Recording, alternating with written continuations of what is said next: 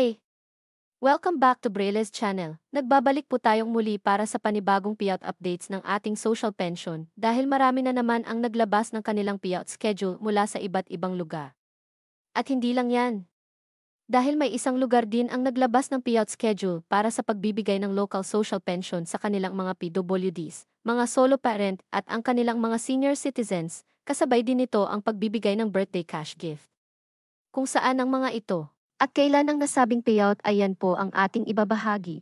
But before po tayo mag-start sa ating topic, kung bago ka pa lang sa aking channel, please do kindly subscribe, like and share na din po sa ating mga kaibigan, kaanak o kapwa po natin pensioners, at please do share na din po sa ating mga social media accounts para mas marami pa ang makaalam. With no further ado, let's begin na po sa ating topic. Just in.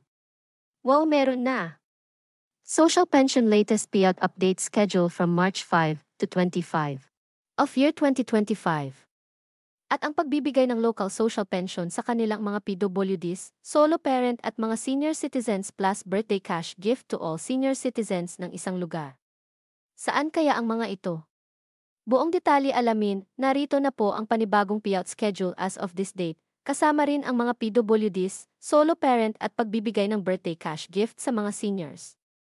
Simulan po natin sa probinsya ng Kiamba, Sarangani Province. Ang lahat ng beneficiaries ay makakatanggap ng para sa first quarter ng taon amounting to 3,000 pesos. Nakaschedule na po ang inyong payout this March 11, kabilang dito ang Barangay Poblasyon, Catubao, Lomuyon at Barangay Cayupo, on March 12. Nakaschedule mag-payout ang Barangay Kling, Lagundi, Datudani, Tambilil, Kapate, Maligang at Barangay Gasi.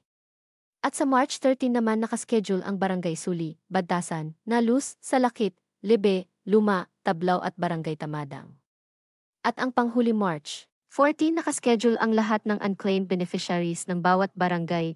Ito ay gaganapin sa inyong OSCA office. Ang sumunod na payout ay sa probinsya ng Barangay San Placido, Rojas Isabela. Nakaschedule na po ang inyong payout this March 5, nagaganapin sa inyong Barangay Community Center na mag-start ng 8:30 to 12 ng tanghali. Next, ay sa probinsya ng Barangay Marcos, Rosario, La Union, nakaschedule na ang inyong payout this March 6 na gaganapin sa inyong barangay covered court na mag-start ng 10:30 to 12 ng tanghali. Next ay sa probinsya ng Taytay, Rizal, nakapag-start na po ngayong araw ang inyong payout para sa Barangay Dolores at San Isidro. On March 5, nakaschedule ang Barangay Santa Ana at Muzon. At sa March 6 nakaschedule naman ang Barangay San Juan at ang lahat ng hindi nakakuha or unclaimed beneficiaries. Next ay sa probinsya ng Sangguniang Bayan, Veruela, Agusan del Sur. Nakaschedule na po ang inyong payout this March 6, gaganapin sa Barangay Sinobong Covered Court, Sampaguita Covered Court, La Fortuna Covered Court, at Barangay Poblacion Covered Court. Ang next natin ay sa probinsya ng Barangay Balzain, Dupax del Norte, Nueva Vizcaya. Nakaschedule na po ang inyong payout this March 13 na gaganapin sa Domang Gymnasium na mag-start ng 8:30 ng umaga. Ang sumunod natin ay sa probinsya ng Barangay Tinuladan, San Fernando, Cebu. Nakaschedule na po ang inyong payout this March 25 na gaganapin sa Magsiko Gym. At ang probinsya ng Surigao City ay nagbigay na rin ng final schedule of payout para sa Island Barangay of Surigao, maging ang unclaimed beneficiaries ng mainland barangay ay magaganap na on March 22. Samantala, ang probinsya ng Tres Marias, Cavite City ay naglabas ng kanilang payout schedule of local social pension para sa lahat ng senior citizens, beneficiaries, PWDs at mga solo parent. Plus ang pagbibigay na din ng birthday cash gift sa kanilang mga senior citizens.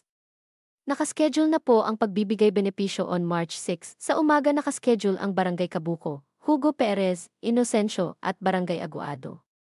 At sa hapon naman nakaschedule ang Barangay Luciano, Lapidario, San Agustin, de Ocampo, Gregorio, Osorio, Conchu, Cabezas at Barangay Ilaliana. Ang inyong payout ay gaganapin sa inyong Barangay Hall Covered Court. That's it. Sa ngayon ay ito pa lamang ang mga naglabas ng kanilang payout schedule as of this date. Manatili po kayong nakatutok sa aking channel para sa mga latest payout updates at iba pang informative videos na para po sa inyo. Marami pong salamat and God bless everyone.